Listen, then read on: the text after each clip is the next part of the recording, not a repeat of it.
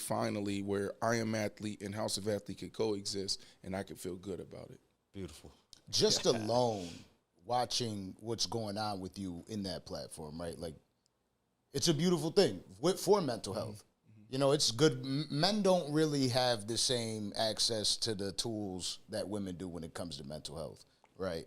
Being able to see a bunch of men sitting down, have a great conversation alone is powerful. And that's why I asked that question, right? Because you were always huge on mental health. And knowing that, and you having that room to be able to speak with other men that have been in similar situations, that are in similar situations that you've already gone through, and you're able to speak them through some things. You're able to help them through their life, because even now, you just walking in the door, you're putting us on the game, teaching us things. That's right. Which is very helpful, That's right. and I know that alone is rewarding, to be able to talk to people and help them. Well, I mean, for the real ones, it is. There's a lot of gatekeepers, you know, but like, y'all gonna do things 3 to 4 years from now and sign deals 3 to 4 years from now that I never even thought about or looked at. And I would want, you know, when I come back over here, and we might not do a show, but I might be breaking bread at the table with you, and you might be walking me through like what that looked like. You know, like, we're first generation in everything that we're doing for the most part. Like, we're all minorities. Yep. And so, like, I need to be able to tell you when you up, like, yo, this is how I structure my Sirius XM deal. This is what you need to be looking at.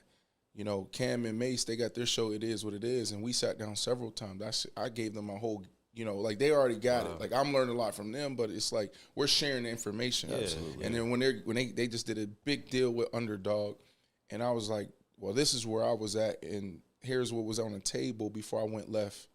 You know, so, like, I know he was able to take some of that information And maximize. to when he sat down with Underdog, right? And so that's why it's important for us to share information.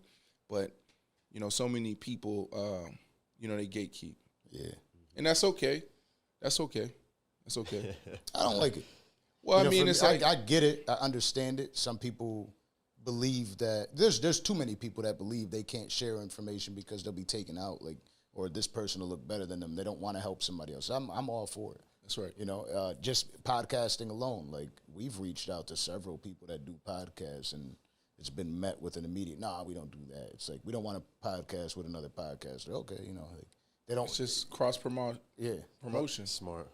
But it's like a rapper saying, nah, I'm not doing that feature. I don't want to put you on. You know what I'm saying? So sometimes it's all right, we'll see you at the top. Sometimes people are hesitant to share the stuff that they fought tooth and nail to earn Right. and get. It's like, because sometimes the game is to be sold. You know, like, I fought 10 years and lost a ton of money for me to get it to this here, for me to just hand out everything that I struggled and sacrificed for. It's a bitter feeling just naturally if you really fought tooth and nail, like I said. So it's tough. It's tough to give that information. Well, I agree with that, but it's like, what does that look like? You know what I mean? You know, you can put together courses and you can teach 100%, you know, but like, so, if you had the opportunity to bless somebody, there you go. Yeah. you had the opportunity to bless somebody, just bless them. It's going to come back. Like the way so for podcasting, for example, it's like, it took me 7 months. Like, Rick Ross was my neighbor, and when I was playing for the Dolphins, we got the jersey sitting right here. I just signed the jersey. That was dope. But shit, that was the first year I tried weed. Like, when I got to the Dolphins, I wasn't even smoking. I wasn't even smoking. You know, we had Ricky Williams up here, so shout out to Ricky. He probably really? provided, you know what I'm Oh man, we can talk about so much. But like, man, I would drive over to Ross's crib and just be me and him, his mom in the kitchen doing something or walking around the crib. And I would smoke with him a little bit, and we just talk about everything. This before he blew. And he was like, I'm thinking it was like in the peak of his career. Right. I'm thinking he liked that. And he like, yo, bro, I'm just now getting to the money. Wow. He started telling me about the rap game. And so, anyways, like, I say that because, like, that's like, man, I go back with Ross. Yeah. You know what I mean? That's early. Before Bel Air, before. And he lived right around here. He lived in the same area. Yep. So it took me 7 months, though, to get Ross on the show. And I never forget, I felt some type of way. And then I realized it was like, yo, humble yourself, swallow your pride, put your ego to the side, and just keep asking. Because he got so much going on. You don't know what's going on in his life. True. And so eventually he came on. Boom. And then Dion. Boom. Then Cam Newton. So, okay. Boom. Then Lil Wayne. Boom. Yeah. And then Kyrie Irving. And it's just like this snowball effect. On the run. Yeah, and it's it was a beautiful thing, but it's like, I don't even know where I was going with that. But it's like, what were you talking about, the journey? Part of the journey and just sticking to it. Giving people game. Giving game. Okay. Okay, so I don't even know. Giving people That's the game. Zoom. That's the sound right there. There you go. Being able to share that moment with Ross and having that dope conversation and then having it come back full circle and letting it be on the right time too is also a big deal. And also, I think part of what you were touching on is how you reached out to him and know it wasn't the right time. It's like, don't worry, I'm going to stay on my path and keep pushing, and we'll find you on the back end. Because that's something that I can relate to, too, with a lot of guests. Sometimes we invite them. Maybe they haven't heard about us or seen us yet. Maybe it's not worth their time from their perspective, which is fine. It would be foolish of us to not humble ourselves and get upset rather than being, it's better to be calm and say, don't worry, we'll catch up. That's right. We'll meet in the future. If not now, that's fine, but keep in mind, we shouted you out. The time step is here. Don't forget. I like y'all approach, and this is another thing that we can talk about. We ain't going to talk about it now, but I like y'all approach. I think y'all doing it the right way. Y'all doing it the right way. And, you guys just got to keep going. Like, no one's there's a few people that's independently invested in themselves this way. Yeah. You know what I mean? That's what it's about. Because, like, if you guys are who y'all say y'all are, y'all can sit down, y'all do the research, y'all are, doing the work, understanding what questions y'all need to ask, what we need to hit, and then y'all can get, you know what I'm saying, a couple of names here and there, you're going to break through. So it only takes one. It only really takes one viral moment in this space for y'all to go.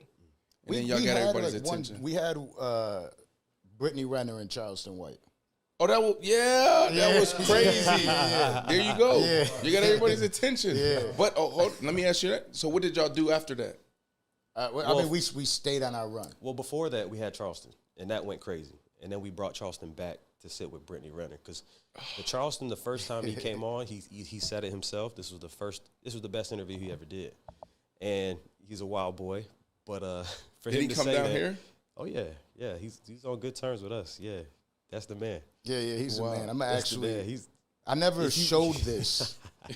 I'm not showing this on. I never thought I would say that. Let me be honest. Charleston knows this, but Charleston is the man. I'm not showing this on air, but this is like Charleston said she wasn't drunk. This is after the show. Nobody's seen that. Hey, yo, he was. Yes, sir. Yes. Yeah. Nobody knows what went on here, and it was a very interesting, wild show. You know what I mean? Yes. It was a wild show. That's it. Y'all got it. And then Boosie went crazy when Boosie came up here. He was talking about, he's very deep about, he didn't perform. He didn't take $250,000 to perform at an LGBTQ community event because it's not what he stands for. No beef against him, but he just didn't want to do that, and he got roasted. But to answer your question, after those moments, what do you do to keep the ball rolling? How do you stay consistent? How do you keep it going? What I'm realizing is with one guest, you do well with them, it buys you another guest. And I don't mean financially like cash. I'm talking once you see Fat Joe's been up here, you're going to say, I'm as good as Fat Joe, or he's better. I deserve to be up there too. I would love a spot. That's right. And we also went on a wild run with battle rappers. Oh, wow, really? Which is fantastic, especially they have a big internet community, so that blew us out of the water too. Right. Yeah, because you watch all your battles on YouTube more than likely, you know what I mean? So when we did that, we had Smack up here. Smack, really? Yeah. Smack. And we didn't even know he's rarely interviewed, right? We just saw the interviews that he did have. We met him out in the club. Oh, wow. And he was like, oh, I'll do it. We had Jim Jones drop out the same day. I called Smack. I was like, Jim dropped out? Yeah. He came back. Oh, he came back. Okay, yeah. cool. It was his birthday week, I think, or something like that. Yeah, his birthday week is the one he came to. But man, I just called Smack and I was like, you think you could come up? He was like, oh, yeah, when do you need me there? He's like, I live right around the block, man. I'll stop over whenever. I was like, I need you here in like 3 hours. Right. was like, say less, I'll be there. He pulled up. We had no idea what was about to happen. Man, the whole world. Adrian Broner, the whole world. Yeah, that's dope. And that's what I've realized, too, is like in those moments, right, you get Kyrie Irving, you get Lil Wayne, or you have that viral moment, that's when you hit up the publicist. That's when you hit up the athlete or artist. Yo, boom, we'd love to have you on because everybody watching. Why do you think you're here? Well, I know we've been working on this for like a couple of months, though. Yeah. Working on this a couple But of that's months. what I was saying. Like, I feel like we're doing the right work. I feel like we're picking the right guests and the questions and the quality, the elevated conversations and all that. We're just waiting for it to turn over now. Like, That's right. it's there. Well, we know it's listen, there. look, obviously I can see it. You know what I mean? Like, this is outside of like what I'm doing on I Am Athlete.